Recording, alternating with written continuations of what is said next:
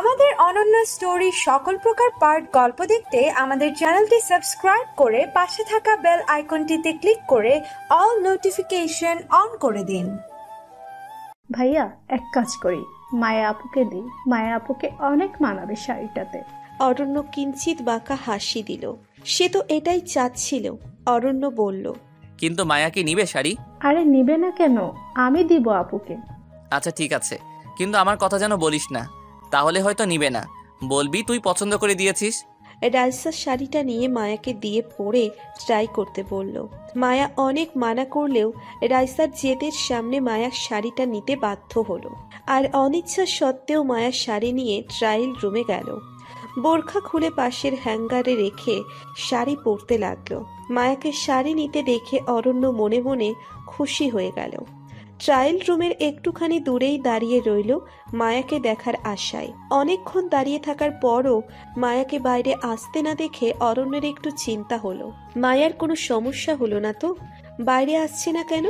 অরণ্য এবার দ্বিধা ভুলে মায়ার ট্রায়াল রুমের বাইরে এসে দরজায় হালকা টোকা দিয়ে বলল, মায়া সব ঠিক আছে তো? Are you okay? ভেতর থেকে কোনো আওয়াজ এলো না। অরণ্য আরো ঘাবড়ে গেল। অরণ্য আবারও নক করে বলল, মায়া কি হয়েছে? কথা বলছো না কেন? দরজা খোলো। একটু পরে দরজা খোলার শব্দ পেল অরণ্য। দরজা হালকা খুলে মায়া ওর মাথাটা হালকা বের করে ইতস্তত ভাবে বলল, আপনি একটু সারা বা রাইসা কাউকে ডেকে দিতে পারবেন প্লিজ? কিন্তু সারাকে তো সাহিল কোন দিকে যেন নিয়ে গেল, আর বাকি মেয়েরাও ড্রেস ট্রায়াল দিচ্ছে। কেন, কোনো সমস্যা হয়েছে? আই মিন, কিছু মনে না করলে আমাকে বলতে পারো। মায়া অনেকটা ইতস্তত ভাবে বলল, আসলে আবার ব্লাউজের পেছনের হুকের সাথে আবার চুল পেঁচিয়ে গেছে, আমি কিছুতেই ছাড়াতে পারছি না। ও, কিন্তু এখানে আশেপাশে তো ফিমেল স্টাফও দেখছি না, সব মেল স্টাফ। মায়া বেচারি চিন্তায় পড়ে গেল। এখন কি করে বের হবে এখান থেকে? অরণ্য ওর অবস্থা বুঝতে পেরে বলে উঠল, দেখো, তুমি যদি কিছু মনে না করো তাহলে আমি কি তোমার হেল্প করতে পারি? মায়া চমকে উঠে বলল, আপনি? হ্যাঁ, মানে তুমি যদি চাও আর কি। You can trust me. আমি চোখ বন্ধ করে নিব। মায়া কি বলবে বুঝতে পারছে না। আপাতত আর কোনো পথও পাচ্ছে না ও। আজ পর্যন্ত কোনো পরপুরুষ ওকে ছুঁতেও পারেনি। তবে এই লোকটার ওপর কেন যেন ওর ভরসা হয়। আর সে মানুক না মানুক, এই লোকটা তো তার স্বামী, কোনো পরপুরুষ তো আর না। তাই আর উপায় অন্তর না পেয়ে পেছনে সরে এসে দরজাটা আরও একটু খুলে দিল মায়া। অরণ্য ভেতরে ঢুকে দেখল মায়া মাথা নিচু করে দাঁড়িয়ে আছে। পরনে তার দেওয়া সেই নীল শাড়ি অরণ্যের কল্পনার চেয়েও বেশি সুন্দর লাগছে তার সন্ধ্যা মালতীকে। যেন এই শাড়িটা শুধু মায়ার জন্যেই তৈরি হয়েছে। আসলে ভালোবাসার মানুষকে বুঝি সব রূপেই অপরূপা লাগে। অরণ্যের মনে হচ্ছে সময়টাকে এখানেই থামিয়ে দিতে, যাতে জনম জনম ধরে অরণ্য মায়াকে এভাবেই দেখে যেতে পারে। অরণ্যকে এভাবে তাকিয়ে থাকতে দেখে মায়া গলা খাকারি দিয়ে অরণ্যের সম্মতি ফেরানোর চেষ্টা করল। অরণ্যের ঘোর কাটল। অরণ্য আস্তে করে দরজাটা চাপিয়ে দিয়ে বলল, ঘুরে দাঁড়াও। মায়া আস্তে করে ঘুরে দাঁড়ালো। অরণ্য চোখ বন্ধ করে ধীরে ধীরে হাত বাড়িয়ে মায়ার পিঠে হাত রাখল। পিঠে হাতের ছোঁয়া পড়তেই কেঁপে উঠল মায়া। এই প্রথম কোনো পুরুষের ছোঁয়া লাগলো মায়ার শরীরে। তবে আশ্চর্যের বিষয় হলো মায়ার এতে কেন যেন কোনো অস্বস্তি বা খারাপ মনোভাব হচ্ছে না। যেখানে কোনো পরপুরুষের খারাপ চাহনিতেও মায়ার অস্বস্তি লাগে, সেখানে এই লোকটার ছোঁয়ায় কোনো রকম অস্বস্তি কাজ করছে না, বরং রাজ্যের লজ্জা ঘিরে ধরছে মায়াকে। দেয়ালে টাঙানো আয়নায় তাকিয়ে দেখলো অরণ্য সত্যিই চোখ বন্ধ করে রেখেছে। এটা দেখে লোকটার প্রতি ওর ভরসা যেন আরো গাঢ় হয়ে গেল। অরণ্য হাতের 4 আঙ্গুল দিয়ে মায়ার চুলগুলো একপাশে সরিয়ে দিল। চুল সরানোর সময় অরণ্যের আঙ্গুলগুলো মায়ার খোলা পিঠ ছুঁয়ে গেল। মায়ার হৃদকম্পন আরো বেড়ে গেল। 2 হাতে শাড়ি খামচে ধরে চোখ খিচে বন্ধ করে নিল। নিঃশ্বাস ভারী হয়ে আসছে ওর। অরণ্য হাত দিয়ে মায়ার থেকে পেঁচিয়ে থাকা চুলগুলো ধীরে ধীরে ছাড়াতে লাগলো। অরণ্য খুবই সাবধানে কাজটা করছে, যাতে মায়া কোনো ব্যথা না পায়। চুল ছাড়ানো শেষ হলে অরণ্য চোখ বন্ধ করা অবস্থায় বলল, হয়ে গেছে তাই না? অরণ্যের কথায় মায়া চোখ খুলে তাকালো। পিঠে হাত দিয়ে দেখলো সত্যিই হয়ে গেছে। মায়া আঁচল টেনে পিঠ ঢেকে নিয়ে অরণ্যের দিকে ঘুরে বলল, হ্যাঁ হয়ে গেছে, ধন্যবাদ। অরণ্য এবার চোখ খুলে তাকালো। মায়ার দিকে তাকাতেই দেখল মায়ার মুখটা কেমন লাল বর্ণ হয়ে উঠেছে। অনন্য ভ্রু কুঁচকে ভাবল, মায়া কি লজ্জা পেয়েছে? কিন্তু আমার জন্য লজ্জা পাবে কেন? আমি না হয় ওকে ভালোবাসি, কিন্তু ও তো আর আমাকে সেই নজরে দেখে না। নাকি দেখে? ধুর, আমি কি না কি ভাবছি। ওর মতো পবিত্র মেয়ে নিজের মনে আমার জন্য এমন ধারণা হয়তো কখনোই আনবে না। ওর জন্য আমি ওর বোনের স্বামী, তাই আমার প্রতি ওর এমন ধারণা আসার কোনো সম্ভাবনাই নেই। অনন্য একটা দীর্ঘশ্বাস ছেড়ে বাইরে চলে গেল। একটু পরে মায়াও চেঞ্জ করে বোরখা পরে বেরিয়ে এলো। অনেকক্ষণ শপিং করার পর সবাই ফুড কর্নারে গিয়ে বসলো। সবাই যার যার পছন্দ অনুযায়ী খাবার অর্ডার করে দিল, শুধু মায়া বাদে। আসলে ওর এসব জায়গায় আসার অভিজ্ঞতা নেই, তাই এখানকার কোনো খাবারের নামও ও জানে না, তাই চুপচাপ বসে রইল। অরণ্য সেটা দেখে বলল, মায়া, তুমি কিছু অর্ডার করলে না? কিছু খাবে না তুমি? মায়া কিছু বলার আগেই রিয়া তাচ্ছিল্যের সুরে বলল, আরে ও কি অর্ডার করবে? অর্ডারের আয়োজন ও জানে? বাপের জন্মে এসব দেখলে না জানবে? ওকে তো যা দেওয়া যায় তাই খেয়ে নেয়। রিয়ার মায়াকে এমন তিরস্কার করে কথা বলায় অরণ্যের হঠাৎ চরম পরিমাণ রাগ উঠে গেল। চোয়াল শক্ত করে হাতের মুঠো জোরালো করে বলল, এটা কি ধরনের কথা? মায়া তোমার বোন, তুমি সবার সামনে এভাবে কিভাবে ওকে ছোট করে কথা বলতে পারো? মানুষের ভদ্রতা শুধু কাপড় চোপড় আর চালচলনেই শোভা পায় না, তার কথাবার্তা আর কাজকর্মেও শোভা পায়। তাই কথা বলার আগে একটু ভেবেচিন্তে বলা উচিত। বাকি সবারও রিয়ার কথাটা ভালো লাগলো না। রিয়ার মন মানসিকতা যে এত নিচু স্তরের তা জানা ছিল না ওদের। ওর মতো ছোট মনের মেয়েকে অরণ্যের কিভাবে পছন্দ হলো সেটাই ভাবছে সবাই। সিচুয়েশন স্বাভাবিক করার জন্য মায়া বলে উঠল, আরে থাক না, আসলে রিয়া আপু ঠিকই বলেছে। আমি এসব জায়গায় কখনো আসিনি, তাই এখানকার এসব খাবারের নামও জানি না। আর এমনিতেও আমার তেমন খিদে পায়নি। অরণ্য বলে উঠল, আমরা সবাই বাসা থেকে সেই সকালে খেয়ে বের হয়েছি। আমাদের সবার যদি খিদে লেগে থাকে তাহলে তোমার কেন লাগবে না? তাই মিথ্যে না বলে তাড়াতাড়ি কি খাবে তাই বলো। অরণ্য একটা মেনু কার্ড মায়ার হাতে দিয়ে বলল, এখান থেকে যা চাও অর্ডার করে দাও। মায়া এবার বাধ্য মেয়ের মতো খাবার অর্ডার দিয়ে দিল। খাবার আস্তে আস্তে সবাই নানান কথাবার্তা বলছে। তখনই হঠাৎ দুটো মেয়ে ওদের টেবিলের কাছে এসে অরণ্যের উদ্দেশ্যে বলল, আরে অরণ্য, অনেকদিন পর দেখলাম তোমায়। কেমন আছো তুমি? অরণ্য একটু ভ্রু কুঁচকে বলল, excuse me, do I know you? আরে বাহ, ভুলেও গেলে আমাদের। আরে আমি তিন্নি আর ও সাবা, আমরা তোমার কলেজের ফ্রেন্ড ছিলাম, মনে নেই?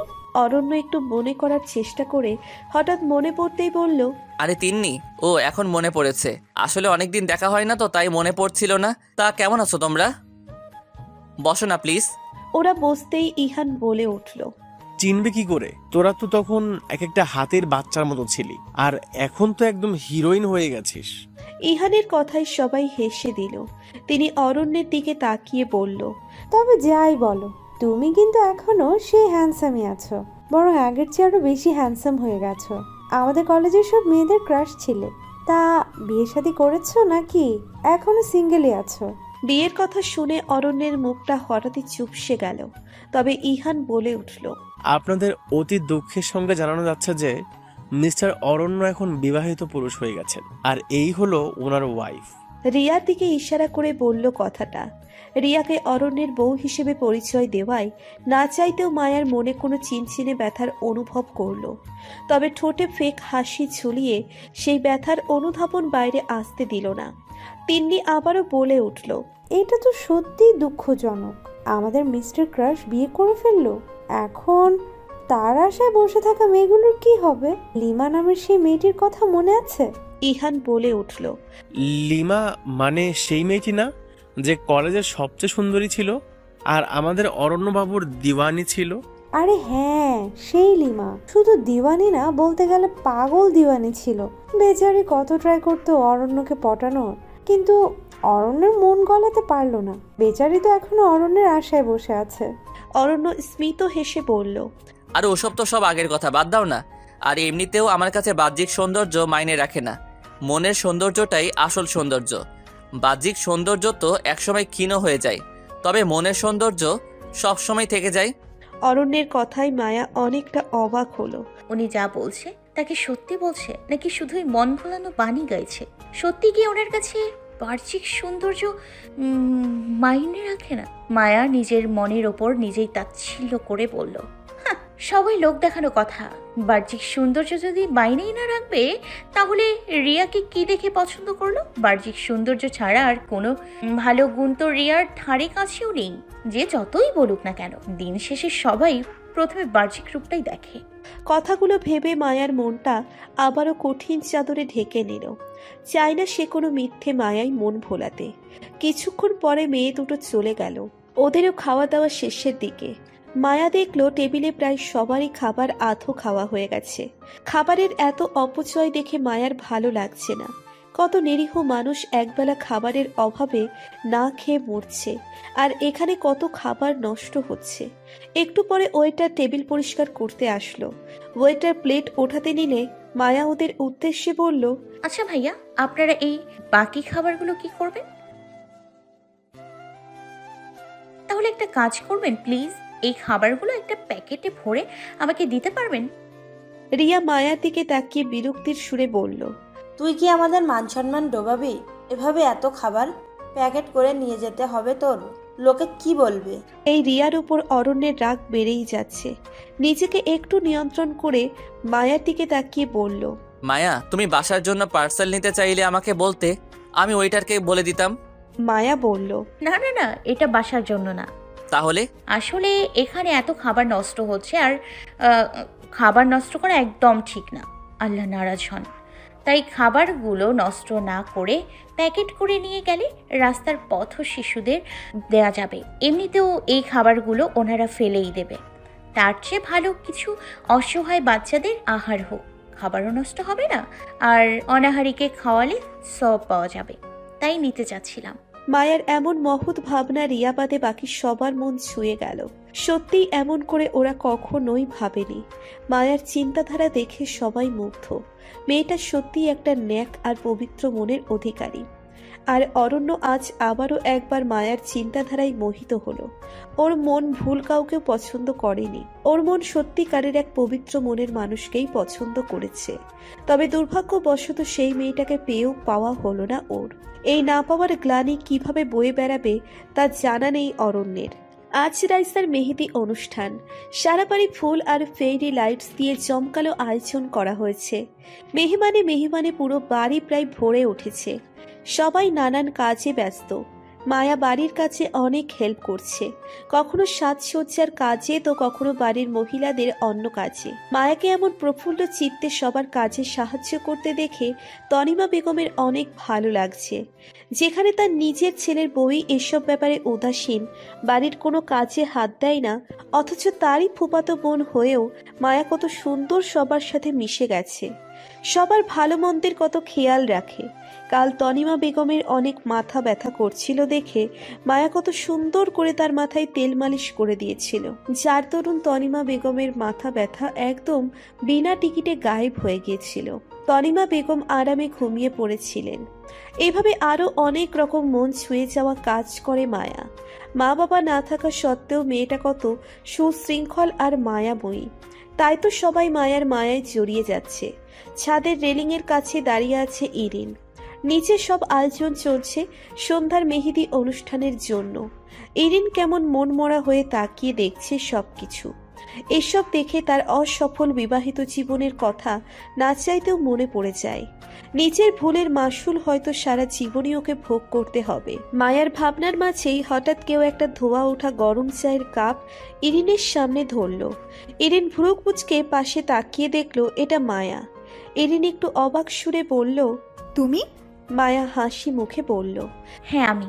আসলে সবার জন্য চা করেছিলাম, আপনাকে নিচে কোথাও পেলাম না, তাই এখানেই নিয়ে এলাম। তুমি কি করে জানলে আমি এখানেই আছি? আগে চা নিন, তারপরে বলছি। ইরিন মুচকি হেসে চায়ের কাপ হাতে নিল। দুজন ছাদের দোলনায় গিয়ে বসলো। চা খেতে খেতে ইরিন আবারও জিজ্ঞেস করলো, তো এখন বলো কিভাবে জানলে?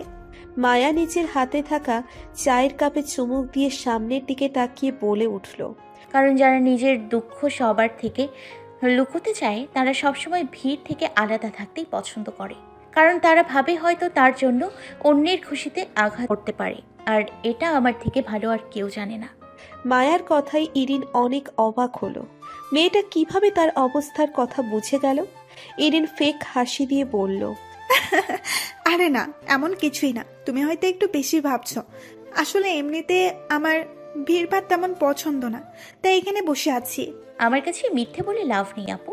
আমি জানি আপনি ভয় পান, আপনার জন্য আপনার পরিবারকে লোকের নানান কথা শুনতে হবে, তাই লোকজনের সামনে না গিয়ে এখানে বসে আছেন। আমি যেদিন এ বাড়িতে এসেছিলাম সেদিনেই আপনাকে দেখে বুঝে গিয়েছিলাম আপনার মাঝে অনেক বড় কষ্ট লুকিয়ে আছে, তাই সবার কাছে আপনার ব্যাপারে জিজ্ঞেস করেছিলাম। তখন সারা আপনার ব্যাপারে আমাকে বলে। ইরিন বলে উঠল, ও, তো তুমিও জেনে গেছো? তাই বুঝি আমাকে সিম্প্যাথি দেখাতে এসেছো? মায়া স্মিত হেসে বলল, মোটেও না। জানেন, মানুষ যতই বলুক আমি আপনার কষ্টটা বুঝতে পারছি। আসলে কেউই কারোর কষ্ট উপলব্ধি করতে পারে না, শুধুমাত্র যে ওই রকম কোনো কষ্টের ভুক্তভোগী শুধু সেই ব্যক্তি আর একজনের কষ্ট বুঝতে পারে। তাই আমিও আপনার কষ্ট বুঝতে পারছি। তবে একটা কথা কি জানেন, আপনি কিন্তু অনেক লাকি, কারণ আপনার কাছে একটা পরিবার আছে যার কাছে আপনি সিকিউর, যাদের কাছে আপনি আপনার সুখ দুঃখ শেয়ার করতে পারেন। হ্যাঁ, হয়তো একটা ভুল করে ফেলেছেন, তবে ভুল তো মানুষেরই হয়। তবে সবাই কিন্তু ভুল শুধরে নেওয়ার দ্বিতীয় চান্স পায় না। সেক্ষেত্রে আপনি কিন্তু লাকি, জীবন আপনাকে আরেকটা চান্স দিয়েছে। তাই এভাবে নিজের ভেতর গুম না হয়ে সবার সাথে মন খুলে মিশুন। অতীতকে ভুলে সামনে একবার চেষ্টা করুন এগোতে, লুকিয়ে না থেকে নিজেকে প্রমাণ করুন। দেখবেন আপনাকে খুশি দেখে আপনার পরিবারও খুশি হবেন। সবাই কিন্তু আপনার মতো এত লাকি হয় না। জীবন সবাইকে দ্বিতীয় চান্স দেয় না। সবার আপনার মতো এত কেয়ারিং পরিবার নেই। আমার কথাগুলো ভেবে দেখবেন। ছোট হয়ে যদি বেশি কিছু বলে ফেলি তাহলে ছোট বোন ভেবে মাফ করে দিয়েন। কথাগুলো বলে মায়া চায়ের কাপ দুটো নিয়ে আবার উঠে চলে গেল। আর ইরিন অবাক চোখে মায়ার যাওয়ার পানে তাকিয়ে রইল। মায়াকে যতই দেখছে ততই অবাক হচ্ছে ও। কত সুন্দর করে এত বড় একটা বিষয় বুঝিয়ে গেল। মেয়েটা নিঃসন্দেহে বুদ্ধিমান আর সুচিন্তার অধিকারী, অথচ রিয়া এর পুরো উল্টো। ইরিনের মাথায় হঠাৎই একটা ভাবনা ঢুকে পড়ল। অরণ্যের তো সবসময় মায়ার মতো চিন্তাধারার কোনো মেয়ের খোঁজ ছিল, তাহলে রিয়াকে কিভাবে পছন্দ করলো অরণ্য? এর মধ্যে কোনো কিন্তু নেই তো? সব কাজ সেরে মায়া গোসল করার জন্য বাথরুমে ঢুকেছে। হঠাৎ পানির ট্যাপটা মোচড় দিতেই পাইপ থেকে ট্যাপটা খুলে পড়ে গেল, আর পাইপ থেকে ভীষণ বেগে পানি বের হতে লাগলো। আচমকা এমন একটা কাণ্ড হওয়ায় মায়া অনেক ঘাবড়ে গেল। দুই হাতে পাইপের পানি ঠেকানোর চেষ্টা করছে, তবে তাতে সফল হচ্ছে না মায়া। পানিতে ওর শরীর প্রায় ভিজে যাচ্ছে। মায়া কি করবে ভেবে পাচ্ছে না। এইভাবে ভেজা কাপড়ে তো বাইরেও যেতে পারছে না, আর পানি এভাবে ছেড়ে দিয়ে গেলে রুমেও পানি ঢুকে পড়বে। কিন্তু এটা ঠিক না করলে তো গোসলও করতে পারবে না। তাই মায়া বাথরুমের ভেতর থেকেই জোরে জোরে সারা আর রাইসাকে ডাকতে লাগলো, কিন্তু রুমে কেউ না থাকায় ওর ডাক কারোর কানে যাচ্ছে না। ঠিক সেই মুহূর্তে অরণ্য সারাতে রুমে ঢুকলো।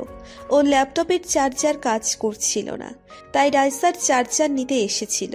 কিন্তু রুমে ঢুকতেই বাথরুম থেকে মায়ের আওয়াজ শুনতে পেল অরণ্য। মায়ার এভাবে জোরে জোরে ডাকা দেখে একটু চিন্তা হলো অরণ্যের। মায়া এভাবে ডাকছে কেন? ও ঠিক আছে তো? বাথরুমে পড়ে টরে গেল না তো? কথাটা ভেবে অরণ্যের ওয়াশরুমের দরজায় টোকা দিয়ে বলল, মায়া কি হয়েছে? ওরা তো কেউ রুমে নেই, তুমি ডাকছো কেন? কোনো সমস্যা হয়েছে? আমাকে বলো। মায়ার এখন এত কিছু ভাবার সময় নেই, আপাতত এটা ঠিক করা দরকার। তাই অরণ্যের কণ্ঠ শুনে মায়া পাইপ ছেড়ে তাড়াতাড়ি দরজাটা খুলে দিয়েই আবারও পাইপের ওপর হাত চেপে ধরল। অরণ্য বাথরুমে ঢুকে মায়ার দিকে তাকিয়ে চিন্তিত সুরে বলল, কি হয়েছে? তুমি কি পড়ে গিয়েছো? মায়া পানি ঠেকানোর চেষ্টা করতে করতে বলল, না না, আমি ঠিক আছি। আসলে এই ট্যাপটা হঠাৎ খুলে গেছে আর পানি কিছুতেই ঠেকাতে পারছি না। ওকে, তুমি একটু থাকো, আমি এক্ষুনি ঠিক করার কিছু নিয়ে আসছি। কথাটা বলে অরণ্য দ্রুত বাইরে চলে গেল। কিছুক্ষণ পরেই হাতে একটা প্লাস আর একটা টেপ নিয়ে এলো। মায়ার সামনে বসে মায়াকে হাত সরাতে বলল। মায়া হাত সরাতেই পানি এসে সোজা অরণ্যের শরীরে লাগছে। অরণ্য ভিজে গেল। কোনো রকমে হাত দিয়ে ঠেকিয়ে ট্যাপটা আবার পাইপের মাথায় লাগিয়ে দিয়ে প্লাস আর ট্যাপ দিয়ে ভালোভাবে আটকিয়ে দিল। কাজ হয়ে গেলে অরণ্য বলে উঠল, নাও, এখন ঠিক হয়ে গেছে। ধন্যবাদ। অরণ্য এবার মায়ার দিকে তাকালো। এতক্ষণ খেয়াল না করলেও এবার পানিতে ভেজা মায়াকে চোখে আবদ্ধ করে ফেলল। ভেজা কাপড় আর চুলগুলো লেপ্টে আছে, পানির কণা জমে আছে মায়ার শ্যামল বদনে। এ যেন এক মরণঘাতী দৃশ্য। অরণ্যের ভেতরটা যেন নাড়া দিয়ে উঠছে। এতদিন শুধু মায়ার মনের মাধুর্যেই মেতেছিল অরণ্য, তবে আজ মায়ার এমন আবেদনময় রূপের মোহে ডুবে যাচ্ছে অরণ্য। কেমন নেশা ধরিয়ে দিচ্ছে, চেয়েও চোখ ফেরাতে পারছে না। অবাধ্য আর বেহায়া চোখ দুটো মায়াতেই আবদ্ধ। অরণ্যের এভাবে তাকিয়ে থাকায় মায়া অনেকটা অপ্রস্তুত হয়ে পড়ল। যদিও সেদিনের মতোই মায়ার কোনো অস্বস্তি হচ্ছে না, শুধুই চারিদিক থেকে লজ্জায় ঘিরে ধরছে। অরণ্যের এই চাহনি যেন মায়ার হৃদয় ভেদ করে দিচ্ছে, হৃদকম্পনের গতি অস্বাভাবিক বেগে বাড়িয়ে দিচ্ছে। আর কিছুক্ষণ এভাবে থাকলে হয়তো ওর দমই বন্ধ হয়ে যাবে। মায়া লজ্জায় জড়সড় হয়ে ফ্লোরের দিকে এদিক ওদিক তাকাতে লাগলো। মায়াকে এভাবে দেখে অরণ্যের হুঁশ এলো। অরণ্য দ্রুত বেরিয়ে যেতে নিল, কিন্তু ফ্লোরে সাবান পড়ে থাকায় অরণ্যের পা সাবানে পড়তেই অরণ্য পা পিছলে গিয়ে মায়াকে সহ নিয়ে পড়ে যেতে নিল। অরণ্য দেওয়ালে হাত ঠেকিয়ে নিজেকে আর মায়াকে পড়ে যাওয়া থেকে বাঁচাতে সক্ষম হলো। দেয়ালে হাত দেওয়ার সময় ভুলবশত হাত লেগে শাওয়ার চালু হয়ে গেল। অরণ্যের দুই হাতের মাঝে মায়া আটকা পড়ে আছে। দুজনের মুখ সামনাসামনি, ওদের মাঝে শুধু 2 ইঞ্চি ফাঁকা আছে। মায়া অনেক আগেই চোখ বন্ধ করে ফেলেছে। অরণ্যের এত কাছে আসায় মায়ার হৃদকম্পন যেন এবার ব্লাস্ট হয়ে যাওয়ার উপক্রম। সারা শরীর প্রচন্ড পরিমাণে কাঁপছে ওর, নিঃশ্বাস ভারী হয়ে যাচ্ছে। কি হচ্ছে ওর সাথে? এমনটা তো আগে কখনো হয়নি। একটা পুরুষ মানুষের সন্নিকটে এসেও আমার খারাপ লাগছে না কেন? শাওয়ারের পানি দুজনকেই ভিজিয়ে দিচ্ছে। পানি মায়ার মুখের ওপর দিয়ে গড়িয়ে পড়ছে। মায়ার ভেজা অধৈর্যকল যেন সর্বনাশের ডাক দিচ্ছে। অরণ্যের গলা শুকিয়ে আসছে, শুকনো ঢোক গিলছে শুধু। নিষিদ্ধ কিছু চাওয়া মাথা চারা দিয়ে উঠছে ওর। নিজের ওপর সব নিয়ন্ত্রণ যেন হারিয়ে ফেলছে অরণ্য। তার মস্তিষ্ক জানান দিচ্ছে সরে যা তুই, এটা ঠিক না। কিন্তু তার মন মস্তিষ্কের কথা শুনতে মোটেও আগ্রহী না। তার মন বলছে এটাই ঠিক, এতে কোনো ভুল নেই। অতপর মন আর মস্তিষ্কের লড়াইয়ে মনই জিতে গেল। অরণ্য ধীরে ধীরে নিচের মুখটা ঝুঁকিয়ে মায়ার অধরের দিকে এগোতে লাগলো।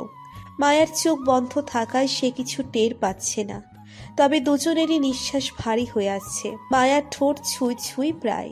তখনই হঠাৎ বাইরে থেকে সাউন্ড বক্সের আওয়াজ এলো। হুঁশ এলো অরণ্যের। ঠাস করে চোখ খুলে তাকালো সে। ছিটকে সরে এলো মায়ার কাছ থেকে। কি করতে যাচ্ছিল সে? ছি! অরণ্য আর এক মুহূর্ত না দাঁড়িয়ে দ্রুত বেরিয়ে এলো ওয়াশরুম থেকে। অরণ্য যেতেই চোখ মেলে তাকালো মায়া। দেয়াল ঘেঁষে নিচে বসে পড়ল সে। কোনো এক অজানা কারণেই চোখ দুটো দিয়ে অশ্রুধারা গড়িয়ে পড়ল তার। হৃদয়ের কোণে আবারও ব্যথার অনুভব হলো। আচ্ছা, সে কি না চাইতেও তার মায়ায় জড়িয়ে পড়ল? মেহেদির অনুষ্ঠান শুরু হয়ে গেছে। বাইরে লনে মেহেদির জন্য বড় স্টেজ সাজানো হয়েছে। সবাই সেজে গুজে চলে এসেছে মেহেদির জন্য। মেহেদি আর্টিস্ট আনা হয়েছে, তারা রাইসা আর বাকিদের মেহেদি দিয়ে দিচ্ছে। কেউ কেউ নাচ গানও করছে। ইরিনও এসেছে মেহেদি দিতে। ইরিনকে আজ অনেকটা হাসি খুশি লাগছে, যেটা দেখে বাকি সবারও ভালো লাগছে, বিশেষ করে ইহানের। ইরিনকে আজ অনেকদিন পর এভাবে কোনো অনুষ্ঠানে স্বতঃস্ফূর্তভাবে অংশগ্রহণ করতে দেখে ওর মনটা ভরে উঠেছে। সারা ব্রাউন কালারের লেহেঙ্গা পরে সারা বাড়ি ধেই ধেই করে নেচে বেড়াচ্ছে, অথচ তার জন্য যে আরেকজনের বুকে হাহাকার হচ্ছে সেটার কোনো ধারণাই নেই সারার। সাহিলের চোখ শুধু তাকেই ঘিরে আছে। তার পিচ্ছিটাকে আজ সত্যিকারের পরী লাগছে। সাহিল যেখানেই থাকুক তার নজর সবসময় সারার ওপরেই থাকে, যেন চোখের আড়াল হলেই হয়তো সারা হারিয়ে যাবে। সারা রাইসার কাছে গিয়ে সেলফি তুলছে। রাইসার গালের সাথে গাল লাগিয়ে ঠোঁট চোখা করে পাউট করে সেলফি নিচ্ছে। সারার কাণ্ড দেখে সাহিল শুধু ঠোঁট কামড়ে নিঃশব্দে হাসছে। অরণ্য একপাশে চুপচাপ বসে আছে। বারবার শুধু তখনকার ঘটনাটা চোখের সামনে ভাসছে। নিজের মনে অনেক অপরাধ বোধ হচ্ছে ওর। কি করতে যাচ্ছিল তখন সে? কি হয়ে গিয়েছিল তখন? মায়া আমার ভালোবাসা হলেও ওর প্রতি কোনো শারীরিক চাহিদা রাখার অধিকার আমার নেই। যদি মায়া জেনে যেত তাহলে কি হতো? সে আমাকে নিশ্চয়ই ক্যারেক্টারলেস ভাবতো। এখন আমি ওর দিকে মুখ তুলে তাকাবো কিভাবে? অরণ্যের ভাবনার মাঝেই মায়া স্টেজের কাছে এলো। পরনে তার অরণ্যের দেওয়া সেই নীল শাড়ি। যদিও মায়া জানে এটা রাইসা দিয়েছে। মায়াকে দেখে অরণ্য আবারও সব গুলিয়ে ফেলল। অপলক দৃষ্টিতে তাকিয়ে রইল মায়ার দিকে। মস্তিষ্কের ওপর আবারও মনের জিত হয়ে গেল। সারা আর রাইসার জোড়াজড়িতে মায়াও মেহেদি লাগাতে বাধ্য হলো। স্টেজের সামনে তখন সবাই মিলে মেহেদি লাগাকে গানটা নাচছে। সাহিল আর ইহান একসময় অরণ্যকেও টেনে নিয়ে এলো নাচতে। এদের মন রক্ষার্থে অরণ্য হালকা পাতলা নাচছে। মায়ার চোখ অরণ্যের হাসি মাখা মুখটাতে আটকে গেল। লোকটাকে হাসি মুখে কত সুন্দর লাগে, হাসলে গালে টোল পড়ে।